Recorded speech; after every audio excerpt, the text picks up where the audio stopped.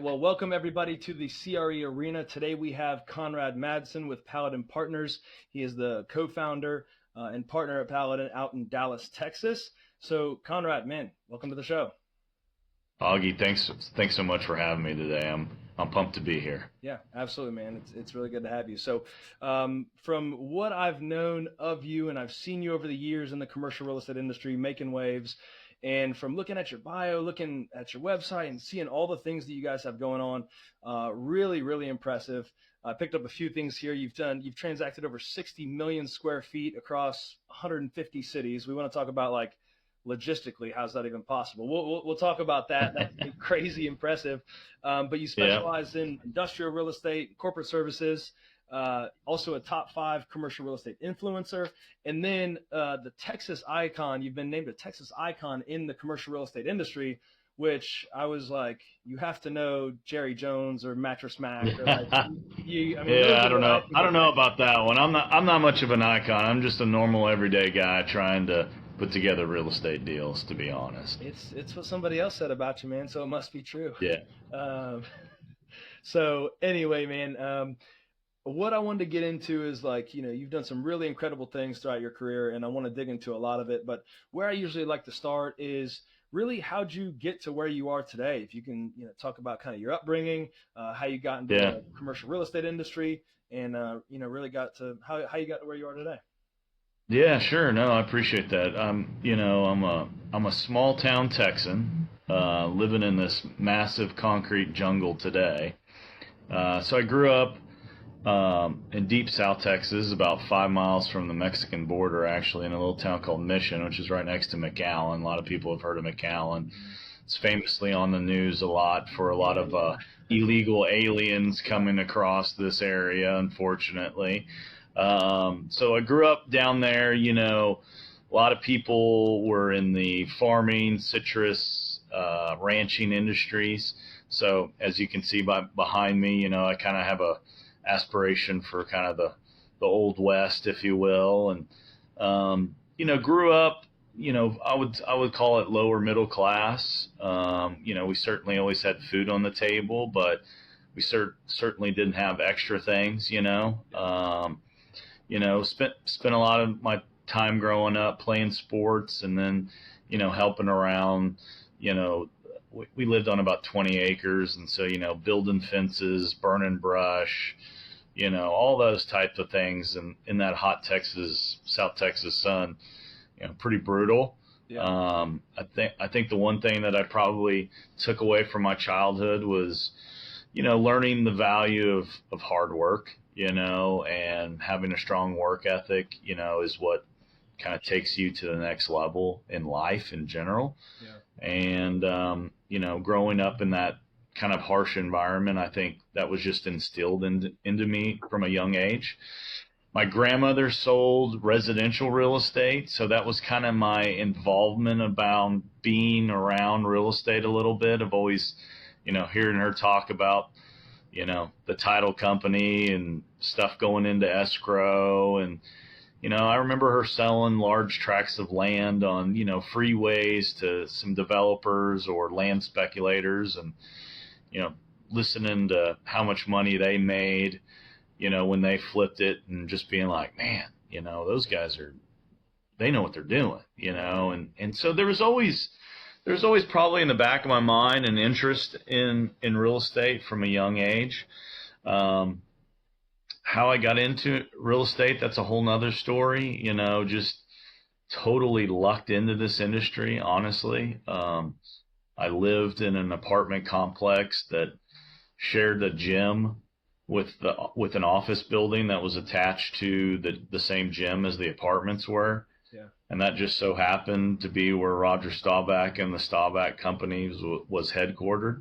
Yeah. And so I would see all their brokers at the gym every day in my early 20s when I first moved to Dallas, and they just oozed success, and the way they carried themselves, the way they dressed, and it just intrigued me. And I thought, man, I need to explore this. And so, had lunch with one of the brokers there, and next thing you know, he took me up to Staubach's offices as a guy that grew up in Tom Landry's hometown.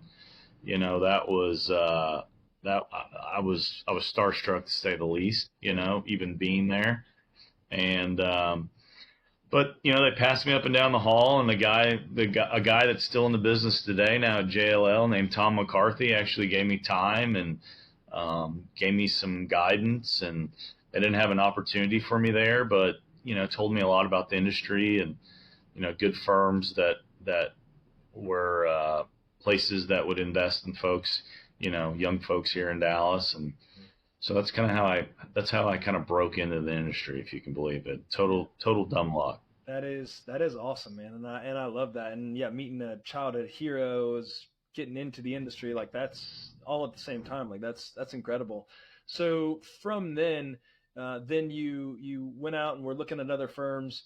And then Yep. Did you join one of the bigger corporate firms, or was it a smaller independent? Or I started off with the NAI affiliate that was here in Dallas at the time.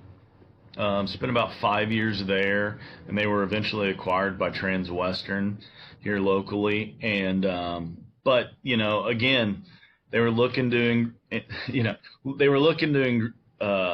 add to their industrial presence. Yeah. And I was just a young guy that didn't know up from down in commercial real estate. I just knew I wanted to be in the industry. Yeah.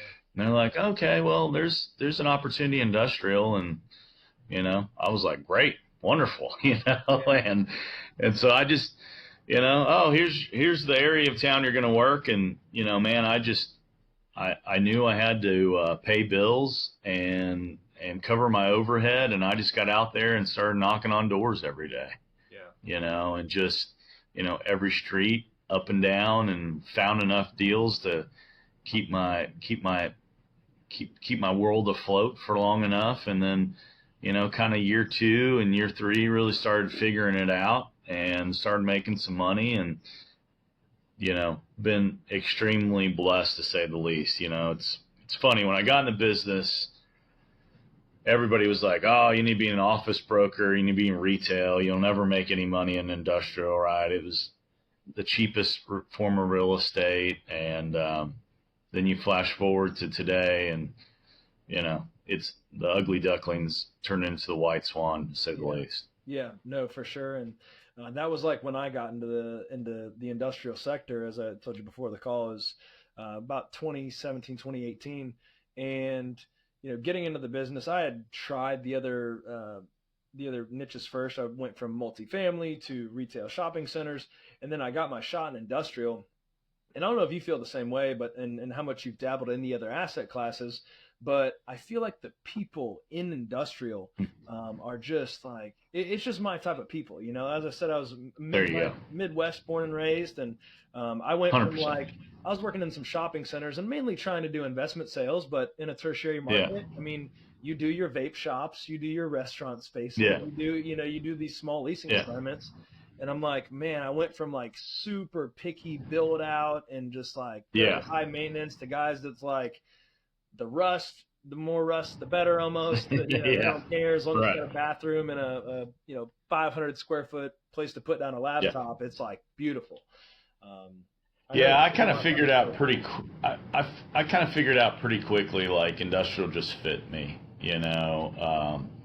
The people, like you mentioned, I wasn't born and raised here in Dallas, and didn't have a bunch of connections, like a lot of the people that were kind of in the office sector, and so, just the blue collar nature of industrial just seemed to fit me better. And, kind of look a man in the eye and give him a handshake type deal. Yeah. That's how I try to still do business today, to be candid. I'll sign legal paperwork if I have to, but man, just give me your word. That means more than a piece of paper. Yeah. Amen. No, for sure. So for to switch up just a little bit, if you're giving advice to your younger self, or maybe another younger broker in today's market, and they're coming into, say any top tier market, like Dallas or Atlanta or Orlando, whatever it is, and they say, when there's plenty of every property to go around, and they say, how do I pick a specialty? How do I pick a niche? Like, A, is it important to pick a niche? And B, like, how would you go about picking one? Yeah, I mean, I think it kind of goes back to your personality, right? I mean, retail guys are all the good-looking dressed guys, representing the fancy, operators, and all that stuff. But I also think it you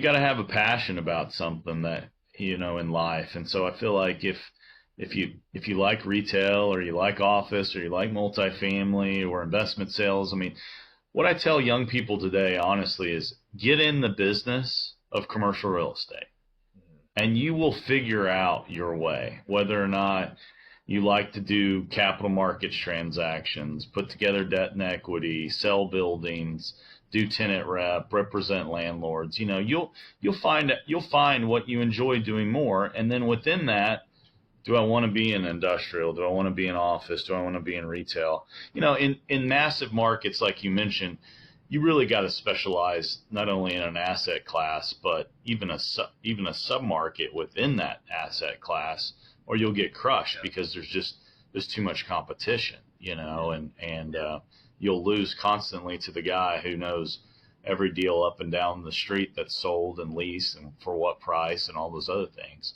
Yeah. In smaller markets, like a Tallahassee or something like that, right? Like, sure, you can be a generalist and do it all, and you kind of have to be able to make a living because there's just not enough deal velocity, right? But if you're going to be in a major market, you gotta focus on an asset class, and then even within that, a niche, whether that be a sub-market, or I want to do debt and equity, or capital markets, or tenant rep, or landlord rep, or whatever the case may be. Yeah. So the biggest thing there is just get in the industry. Just get in the industry, dip your toe in, and then you'll figure out your passion. Yeah. No, that's when people ask me, they say, hey, where should I get into the business? What should I do? And I said, getting into real estate is great. Commercial real estate's the best. And if you get into the real estate business, you'll have a lot of fun. You'll make good money. Just don't do residential or property management, and right. Stay away from those things, and you'll live a happy life. Yeah, exactly. Exactly. Not knocking on any of my successful residential friends. And property managers, you can't live without them. I mean, we that's true. Good property managers. Like, oh boy, weight gold. So yeah. No, that's good, man. I love to hear your perspective on that. So when you started out, and you said year 2 or 3, that's when things started to go well. From that transition of like, hey, I can make it in this business, like, I now can pay the bills. I've got, whatever, few months of runway. From going from there, as in like, let's say average, but as far as like, middle of the road, average producing broker, to doing well and being more of a top producer. How long did that take you? What type of was it strategy that you switched up? Was it just time in the seat? Was it a special Tom Landry type tenacity that you had to you that got you there? What do you think really got you to that point? Early in my career, I was always known as just a guy who loves the telephone. Like, even though I think when you start out in this business, you've got to live on the streets, because that's how you learn your market, and you know what every building looks like, and what issues that building has versus this other one, and so on and so forth. But over time, I became known as just a guy who loves the phone. And, up until probably 5 to 10 years ago, I'd say 98% of every deal that I ever closed was a meeting that I set over the phone, and I realized I could touch more people by being on the phone every day, than knocking on doors after I've kind of mastered my sub-market. And so, I think it's just repetition, it's just wanting to get out there and gain as much market share as you can. I think my first goal was, hey, I want to make $100,000 a year, and then it's $250,000 a year, and then you want to get to $500,000, right? And then you just, then you want to get to 7 figures, and then you just want to, my point is, once you get to about $500,000, really at that point you figured it out, and then you just, it's really how much you put into it and how hard you want to work, and it's certainly a lot easier today than it was 15, 20 years ago, because lease rates have doubled or tripled since I first got in the business. Those commission checks are a lot bigger than they used to be, you know. But yeah, I mean, you can't be shy. You can't take no for an answer. You know, I think tenacity is one of the biggest, you know, attributes that you have to be successful in this business. Yeah. You know, and then I also started asking the question after I started doing deals with clients and asking the question to me has always been, well, where else can I help you? You know, and then all of a sudden it's, oh, well, you can do deals outside of Dallas? Well, sure I can. You know, and the next thing you know, I'm doing deals in Chicago and LA and New Jersey and Atlanta and, you know, all over. And that's kind of how my tenant rep business turned into, you know, national business is just doing a great job for tenants that were based here in Dallas and then asking them where else I could help them, you know. I had one client that, you know, I worked for nearly a decade till they sold to private equity and, you know, brought in some new management that, you know, thought some global firm could do a better job. But, you know, ultimately, you know, I saw them go from 4 locations to 85 locations over that 10-year journey, you know, and so, you know, that's one of the many accounts that, you know, I've had over the years that gave me exposure almost everywhere. And I think the coolest part about that is, you know, when I travel today, it doesn't really matter where I go across the United States. Like, I usually can pick up the phone and call a broker that I've either done a deal with or I've, you know, known through the network and go have dinner or have a cocktail or whatever the case may be. And that's pretty cool to me. What would you say helped you force that success? Was it sheerly a volume play and just repetition? Was it like, hey, I want to provide more value or be more knowledgeable than anybody else in the market? Is it all things, or, you know, what's that look like? I mean, I think you've always got to have a value proposition, you know. I mean, sure, is it a numbers game at the end of the day? Yeah, it is. But that's kind of early in your career, right? As you start progressing, you kind of realize you don't have to really have the shotgun approach. You can kind of rifle shoot, to use a hunting term now, right? So I know which users are, you know, their leases are expiring, right? And so, you know, then I maybe have information about a deal next door that happened. And so then I'm calling that customer going, hey, you know, did you hear about the guys and what deal they cut next door? No, I didn't. Well, you know, I'd love to come over and chat with you about that. And, you know, and that's kind of how it starts, you know. And I would, so I think it's always a value proposition to separate yourself. And, you know, the interesting thing and the reason why you and I are having this call today is clearly because of social media, right? I mean, I wouldn't know about you. You probably wouldn't know about me being way over here in Dallas, but because we were both active on social, that's why we're having this interaction today. Yeah. And now when I get in front of people, you know, and if I start my elevator pitch, I would say 80 to 90% of the time, the people usually stop me and say, man, I know exactly who you are. And like, I follow you on LinkedIn, and you don't need to tell me any more about you or Paladin Partners. And I'm just like, at that point, I know I typically have them, you know, because they already know what I'm about, right? And they've been following me long enough. And so now it's like my pitches aren't as many formal pitches as they used to be. And now it's almost like word of mouth, right? For the most part on almost everything I work on these days. Yeah. It's crazy. Beautiful. There's no cold introductions really, there's much less. There's no cold calls. Like, right. A lot of it's warm, and we all know that's a better way to start off a relationship, start off a deal. Sure. From a warmer approach. Yeah, absolutely. That's great, man. I love that. So from when you started having success in the business, and you were with NAF for a while there, and then did you stay on when they went to Transwestern, or how did it go with you? No, I broke off with some other guys and helped start the Lee and Associates Dallas office, and stayed there for I guess 8.5, 9 years or so. And then, looked up and, I've always been entrepreneurial by nature and just felt like, in your journey of real estate and life, you're always going to pick great things that some companies do or experiences that happen and say, man, those guys did that really well, or they did this really poorly. That's what I don't want to do. And so ultimately, by starting Paladin was kind of taking a bunch of best practices that I had seen from my experience in life and then in the brokerage world and trying to put those all together and start my own firm.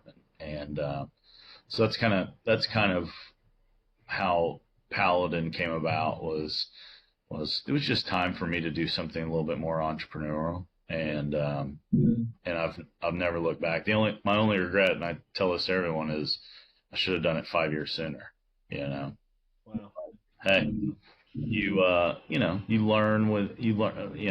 God works in mysterious ways, and there's always the right time comes along for everyone. But yeah, it's been an absolute blast since we started Paladin Partners. Yeah. And I wouldn't say it's all that late, but I mean, I always like to say, hey, better late than never. But if you're only 5 years late, then that's okay. But yeah, you were like you said, in the place, in the position when the timing is right, and yeah, especially being a believer, it might not always be on our timing, but if we that's right believe in something else that's really calling the shots, then that's right. I've Amen. found in my young wisdom that it's smarter to let him take control rather than me, because I'm going to run this thing into the ground or into the wall. So, like I said, I've done it a few times, and we've been repaired and kept the wheels on and kept on moving. So, yeah, man. So when, starting your own firm, how did that go? Making that jump, it's a big jump. And would you say it was harder than expected, easier expected? Like, over those first couple years, like, what did you say, made it a success? From, was it your, thought process going into it and expectations, or was it a different approach that you were going to provide to the market? Like, you starting Paladin Partners, what was the approach going into the market, and what made it a success in the first few years? What's interesting is a lot of people have asked me that over the years, and I had zero hesitation in starting Paladin. Like, I just knew that it would be fine. And the first 6 to 12 months are obviously always the hardest, right? Because especially being a broker, you got to work all those deals that you're working on through your old firm, right?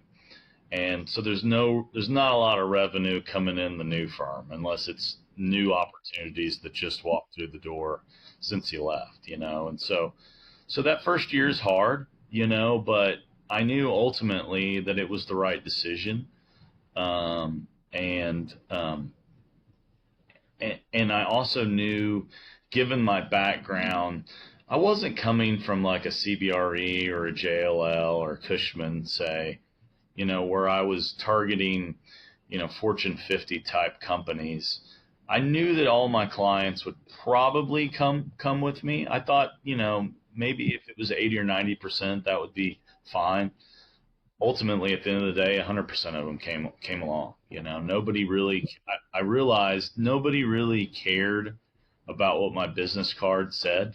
They cared about Conrad Madsen, and if I'm representing them, then they could care less what my business card said on it. And so, didn't lose any opportunities there, and, been very fortunate here to, grow our project leasing team, represent corporations like, Prologis, who's the world's largest landlord, and, all the institutional players, whether it be, Clarion Partners or Invesco or, whoever it might be, they're all comfortable with utilizing Paladin. And I think it's because, we're known as hustlers and street brokers, but we also are pretty savvy from a technology perspective, and think outside the box and creative. And, we've been fortunate to set a lot of leasing records here locally by,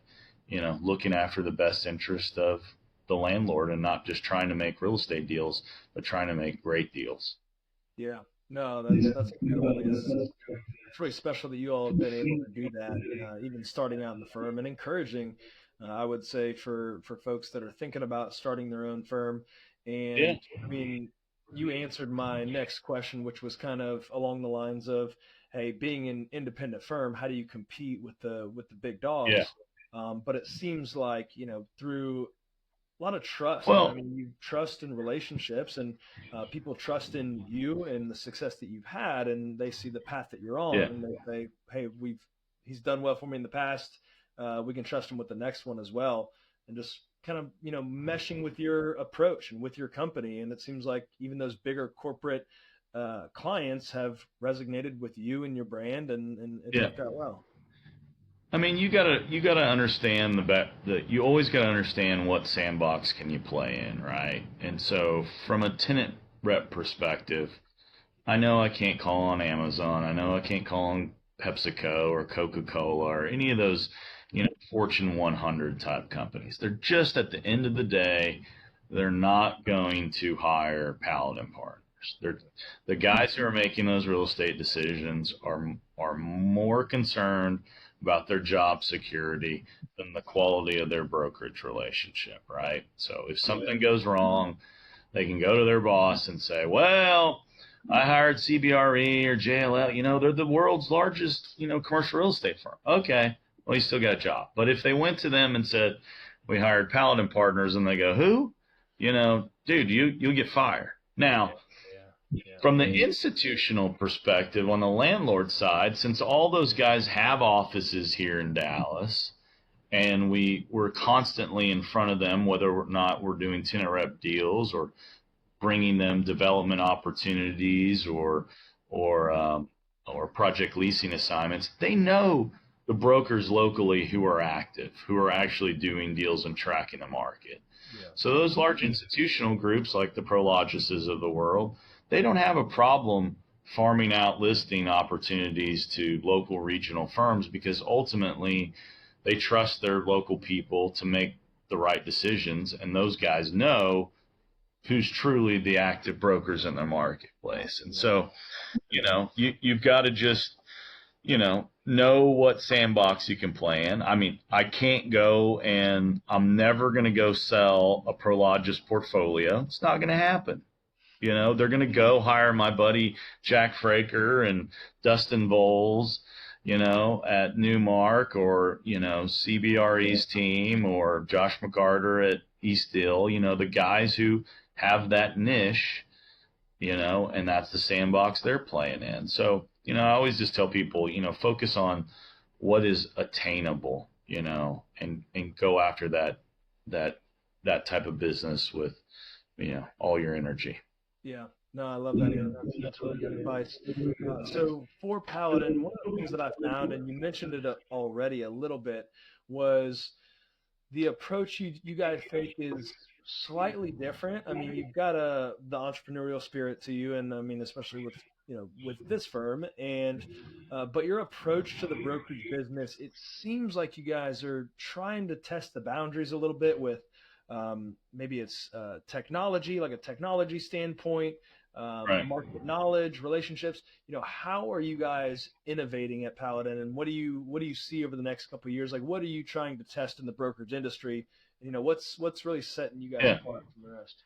Well, I think in general, like if you're at a local regional type firm, like how are you going to compete with, call it the big three or big four or five, whatever you want to call them, right? To me, the biggest deal is collaboration, right? Those big firms, they have very little collaboration because not only none of the brokers there own any of that company, and they're all internally competing for the same deals and the same clients. Whereas at local regional shops, if the guy next door to me makes a deal, because I own part of Paladin, it benefits my pocketbook. So if I can help him win a deal, it helps everyone, right?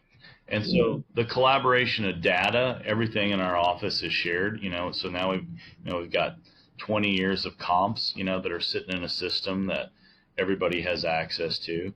But I agree. There's things like, using technology, whether it's, cutting edge CRM systems where you can kind of fly around and click on buildings and show values and give tours to landlords in that form or fashion that the big shops just don't have, or it's embracing things like social media.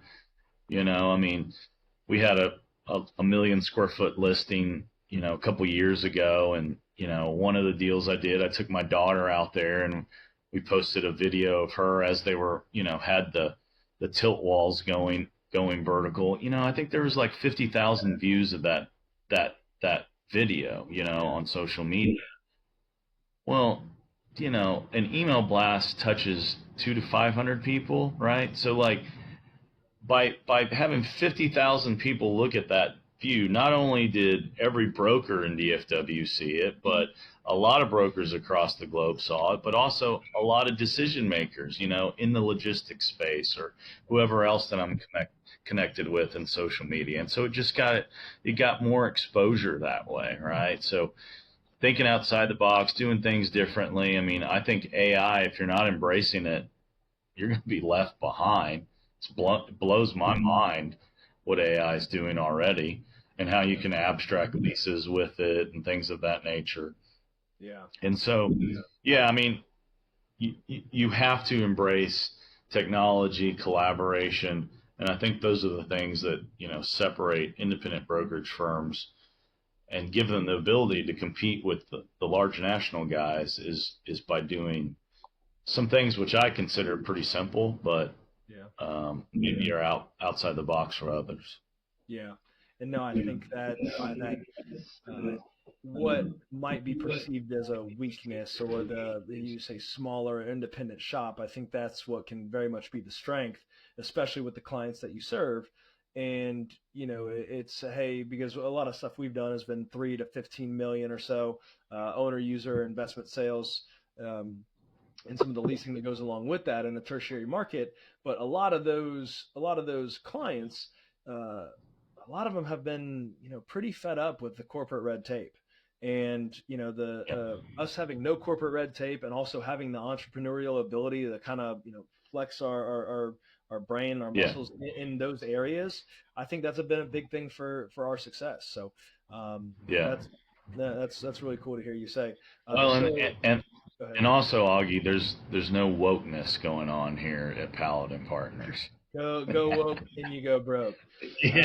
Go woke, you go broke, and none of that's penetrating this organization. So, I mean, honestly, like a lot of my friends, a lot of the bigger shops, they're fed up. They're and they're leaving and going and doing things more entrepreneurial because they're just tired of some of these just ridiculous amount of regulations and rules and wokeness that are penetrating the organizations, and it's sad. You don't have to worry about that ever happening here. Yeah, for sure. I think the Texas and the Florida brethren are for sure related in that nature. So that's when we secede, you guys will probably we'll bring you guys along when we secede, bro. Exactly. I love that. All right. So before we go here, just a couple more. But one of the things I saw about your business is the give back approach, and I think that's something from what I've seen of it and what I assume is the heart behind it is so incredibly important. So if you could explain that, like what is that at Paladin? What is the give back business model?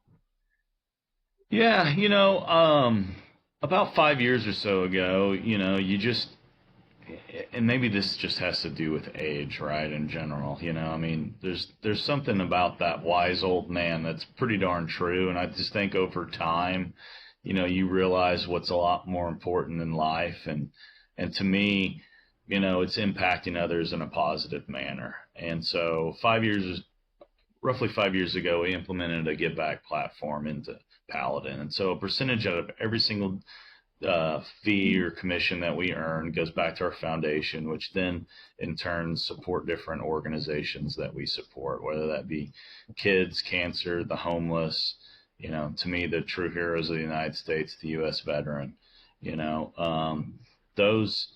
And so to me, ultimately, culture in your organization is what creates longevity, and that's why people want to stay around and continue to row in the boat the same direction is, the culture that you form. And, if you asked our brokers today, what's Paladin about, they're probably all going to say something to the fact of, we're in business to impact other people's lives, and you really wouldn't find that in the commercial real estate sector. And so,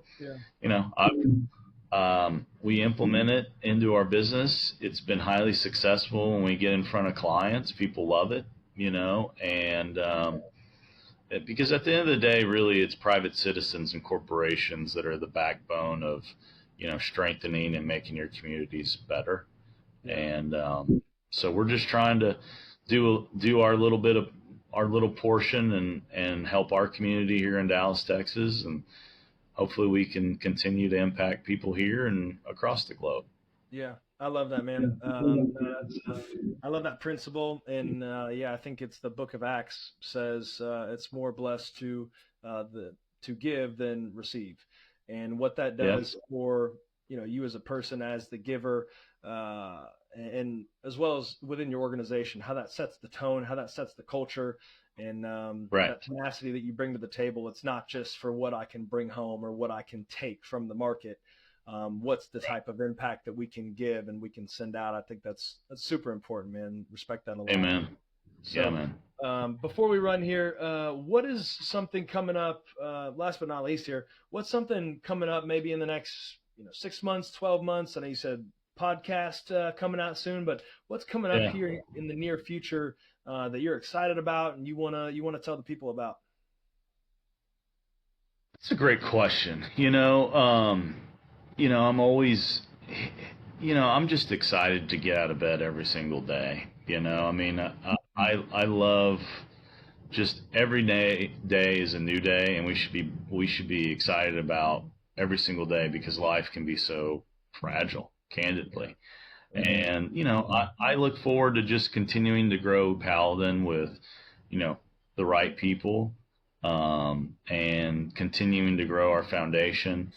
I do have a Give Back Gala that we're planning here in the next year that I've kind of talked about on social media. It's going to be kind of Texas themed, and we're going to have a country western band and all other good stuff. So I'm working on that. That's pretty exciting. The podcast, I've been, kudos to you for starting yours, because I think the hardest thing is the first step is actually getting it going. Yeah. And everybody's been telling me for years I needed to get mine going, and I finally kind of got to the point of saying, okay, I think I have some time now.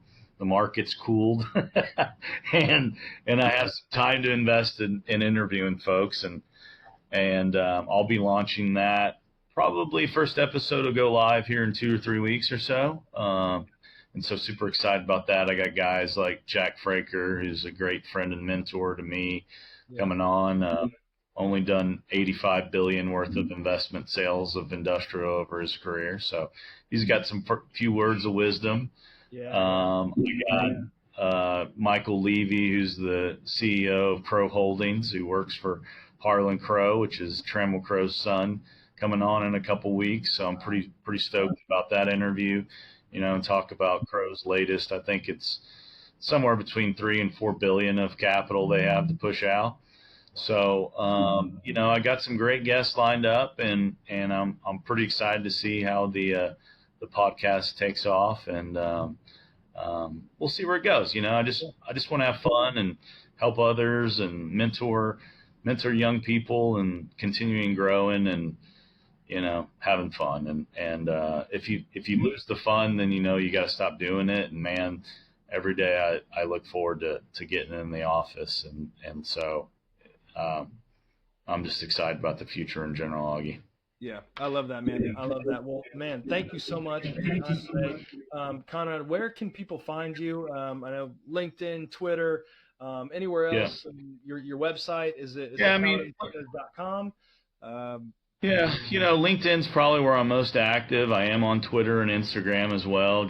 I think it's just Conrad Madsen in all those aspects. I got a pretty unique name, so I was able to grab those screen names. But And then the website is paladin-partners.com if you want to check out our website. Yeah. The podcast is going to be called The C-Suite Show. So playing on the C of Conrad, but then also interviewing C-level executives, here in DFW and beyond. So that's the best ways to find me and check me out. But I appreciate you having me on today. This is a lot of fun. Yeah, absolutely, man. And like I said, thank you so much for coming. And everybody, thank you so much for tuning in. I'll post the links below so you can connect with Conrad and see more about what he's doing, connect with him on social, and keep an eye out for the podcast that's coming soon. So everybody, thank you so much for tuning in. Conrad, thank you, my friend. And we'll see you all here next time. You bet. Take care.